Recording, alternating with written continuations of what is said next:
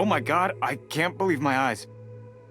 How can she lift that massive rock all by herself? She's gotta be one of those Adepti, surely. Oh, mighty Adeptus, please give me your blessing so that in the coming year I may reap a more bountiful salary. This is top tier in size and quality, and the condition it's in is quite simply immaculate. Congratulations! This item is approved for submission. I'm going to award you full marks for the Sunset Vermilionite item. May I take your name?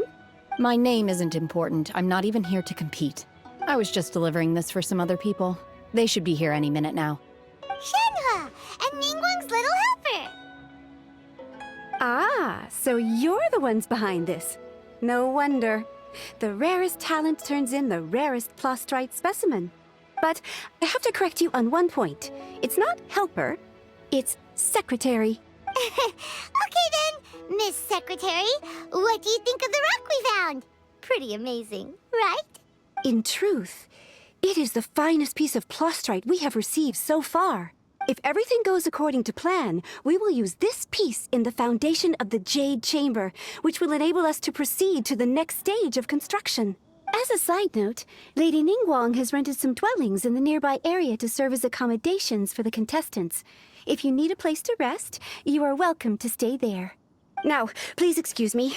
As you can see, there is still a lot of work to do on the building site. Shenhua, Shenhua, just now on the way over, pretty much everyone was singing your praises. Oh, really? What kind of reaction is that? So strange. Aren't you happy about it? Whenever Paimon gets praised, Paimon can't help but hold their head up high and break into a big smug smile. I've had similar compliments before. They call me an Adeptus, treat me with great deference and respect, as if I'm set apart from the common folk. Yeah, 'cause that's how Adepti are. At least the ones we've met are pretty unique and reclusive, too.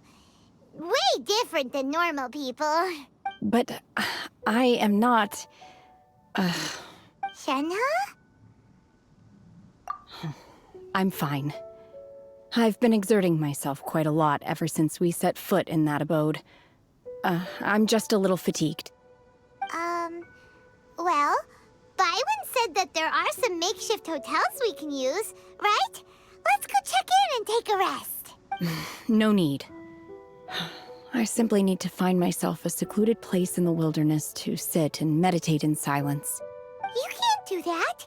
It's dangerous out in the wild on your own. When you're hungry, you go eat something tasty. And when you're tired, you go lie down in a nice, comfy bed. All right? Seriously, don't punish yourself like this. Okay. If you insist. Great! Now we're talking. Let's head to our hotel.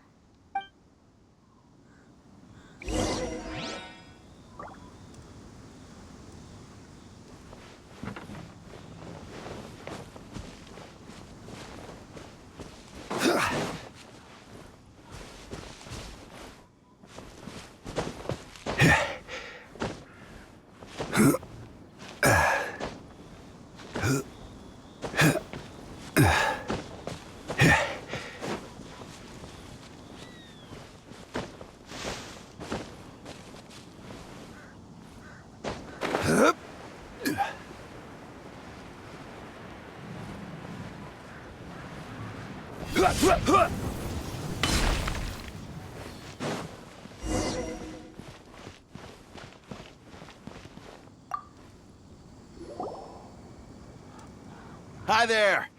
Checking in, are we? You're just in time. We only have 2 rooms left. Since this was chosen as the building site for the new Jade Chamber, we've had a constant stream of people in this area. And not just workers either. Visitors, business people, tea sellers, all sorts. So business is booming for me today. Very few vacancies. You're lucky you got here when you did. Great! One of your rooms is still being cleaned. I guess it should be ready within the hour. The other room is just through the door on the left. Here are your keys. All right. Hope you enjoy your stay. Please excuse me, I'll leave you to it. Shenhua, you should go get some rest.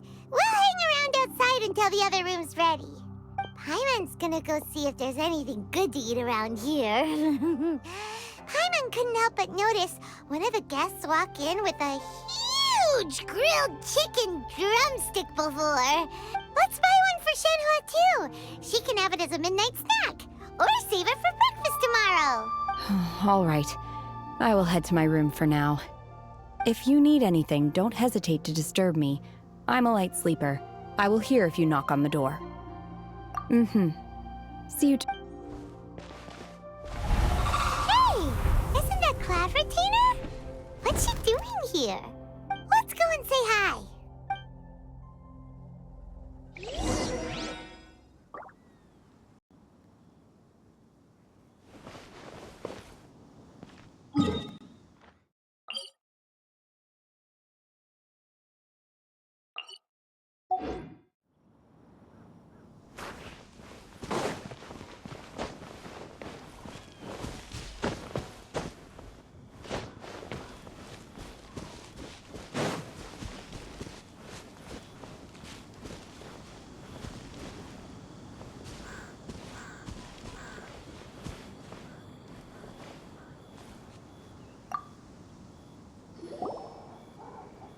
One trusts you have met Shenhe.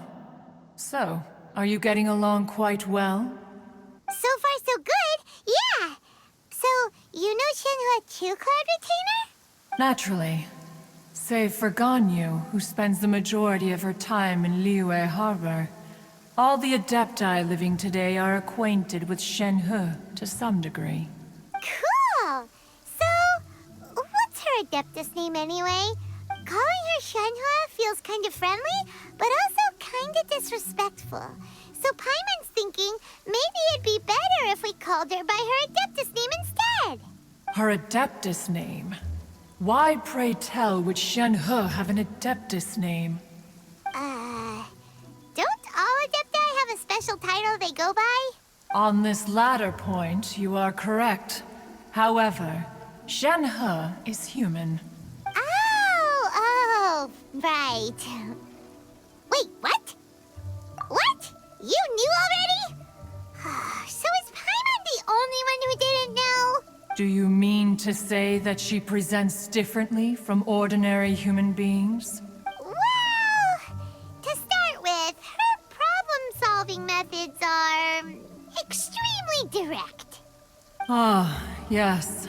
She was like this all those years ago when one first met her. In this respect, she has not changed. One first found Shenhe by chance in a cave. One was passing by and sensed the presence of a god's remains. Being of an ever-vigilant disposition, one entered immediately to inspect the scene. Inside was Shenhe, then aged around 6 years old. In her hand, she held a dagger with which she was confronting a monster that was the god's remains incarnate. That sounds so dangerous. When one arrived, she had already been locked in confrontation with this monster for several days. Most mortal children are fragile, both physically and mentally, and are highly reliant on their parents for survival. But not so her. That she was able to endure such terrible danger was due not only to her strong willpower, but also to the bloodlust and homicidal instinct with which she was born. One dealt with the monster, yet she still refused to lower her guard. She even pointed her dagger in one's direction and remained ready to strike. Only after she was satisfied that one had no intention to cause her harm did she finally relent. She then passed out without uttering a single word. In other words, if you hadn't passed by that day, Shenhua might have... Not necessarily. Upon one's arrival, one could sense that the god's wrath was gradually receding. Even had the stalemate continued, one suspects that Shenhe may have still emerged the victor of the confrontation. That's still so dangerous, though. Why was a tiny little kid battling against the wrath of a god in the first place? Alas, the mortal world is rife with suffering of every kind, and she had experienced her fair share of this, even at a tender age. Seeing that she was homeless, one decided to adopt her. Indeed, it is one to whom she refers. Shen-He has an extraordinary constitution, making her well adapted to practicing the Adepti arts. All the Adepti cherished her talents, and so we were willing to train her. However, her homicidal urges did not subside with age. Rather, they grew stronger day by day. Mooncarver once performed a divination for her. He declared that her fate is to bear the curse of calamity. Consumed by malevolent energy, she is prone to bring harm to those around her. Such is the magnitude of the danger this poses, that her soul must be bound with red ropes to keep her homicidal instinct at bay. The red ropes have indeed served to keep her calmer and more content. They also seem to have rendered her somewhat inexpressive.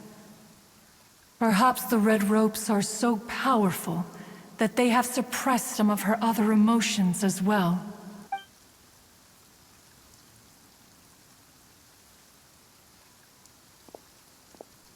It is only by fate that people's paths may cross.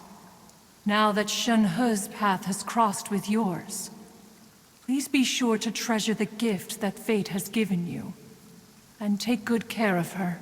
Oh, now Paimon gets it. You came out here to check up on Shen-He because you were worried about her, didn't you? Huh. You dare draw such a facile conclusion on the nature of one's present excursion? Incorrect. The truth is that while Liyue Harbor may seem peaceful today, danger is always lurking in the shadows. Ningguang once made a bold assertion that this is to be the era of the contract between Liyue and the humans. Well, one is most curious to observe how she will respond to the coming storm. If she handles it admirably, one is willing to be a witness to her achievements. But if she does not, the Adepti shall not hesitate to seize control. Let us conclude our conversation here for today. One has occupied enough of your time, and night is approaching. Be sure to get ample rest.